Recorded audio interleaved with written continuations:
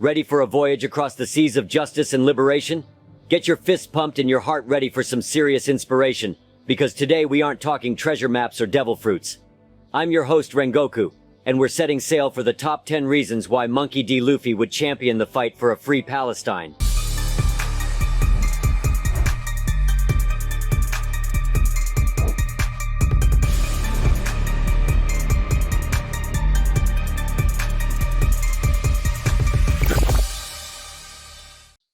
Reason number 1. Luffy fights oppression wherever he finds it. Fishman Island, Sabayoti, Enies Lobby. Whenever someone suffers at the hands of a corrupt regime, Luffy jumps in. In One Piece, it's fishermen abused, human slaves sold, or entire islands held hostage.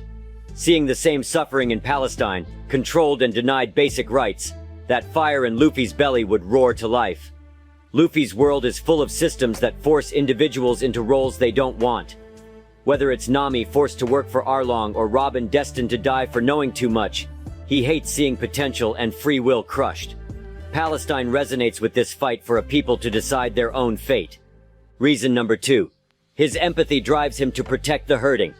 Remember the scene where Nami breaks down over Arlong, and despite barely knowing her, Luffy acts. His empathy is off the charts.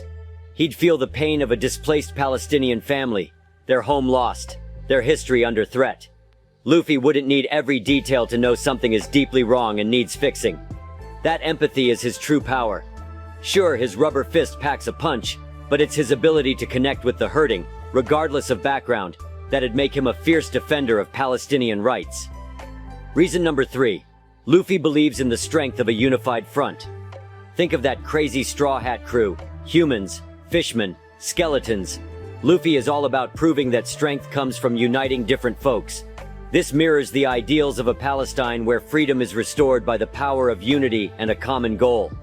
It might be naive considering the reality, but Luffy is a sucker for that kind of impossible-seeming team-up. His optimism can be infectious. Maybe the sheer audacity of the Straw Hat captain would inject a sliver of "we can do this" spirit into a situation fraught with historical pain. That alone is a win. Reason number 4.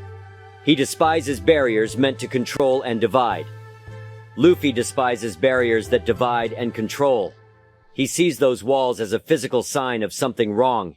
People meant to be free, corralled.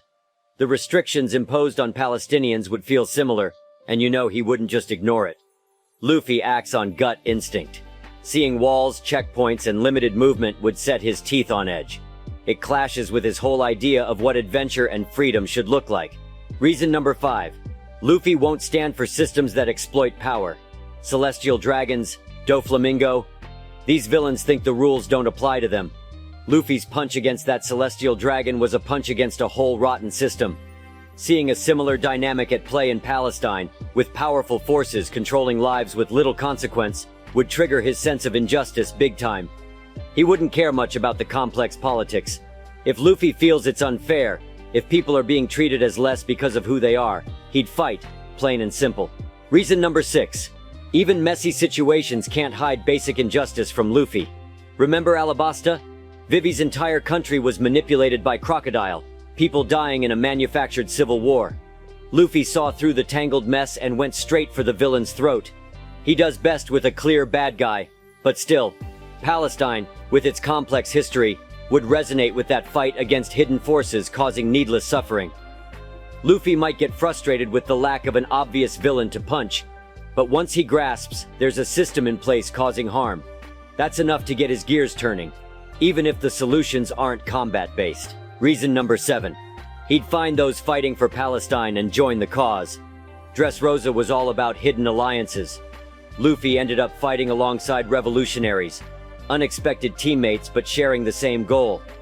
A similar situation could emerge in Palestine.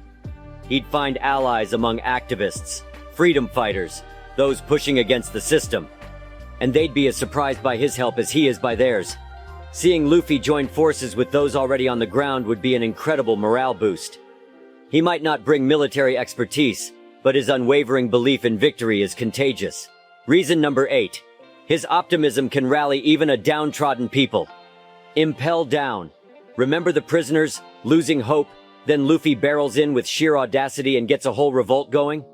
Palestinian resilience is strong, but long struggles wear down even the toughest spirits. Luffy showing up would be a shockwave of impossible is nothing. Energy, reminding people to keep fighting. Luffy's power isn't just his fists, it's inspiring those who feel utterly beaten down. His presence alone could shift the energy of a Palestinian protest, injecting it with the infectious optimism that makes him so dangerous to his enemies. Reason number 9. He connects with the fundamental desire for a place to belong. Luffy's fight is rarely about borders or politics.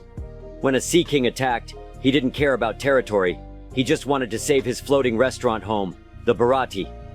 Similarly, he'd see the heart of the Palestinian struggle, people wanting a home, a place to belong, and basic rights within it. He'd get that on a fundamental level. His fight wouldn't be about picking political sides, but defending the core human desire to exist in peace and with dignity on one's own land. Reason number 10. Legacy of resistance. Whitebeard's death ignited a whole new era of piracy. Sometimes disruption is the legacy someone leaves behind. Even if Luffy couldn't bring complete liberation, his actions would echo. Seeing this scruffy pirate captain defying powerful forces for their sake, it could inspire a whole new generation of Palestinian resistance fighters. In a fight with long odds, Luffy's involvement itself would change the narrative. It would be global news, forcing a harsh spotlight on an often overlooked struggle, making future injustice harder to ignore. That's his kind of win. As we reach the end of our voyage, I hope this exploration has ignited your own passion for justice. Luffy might be a fictional pirate, but the struggles he embodies are very real. The fight for a free Palestine echoes with his own thirst for liberation and his belief in defying the odds. Maybe it inspires you to learn more, speak out, or support those on the front lines. Remember, like Luffy, we can all be sources of hope and resistance against injustice. Keep that straw hat spirit alive. Never give up on the belief that a better world is possible for everyone.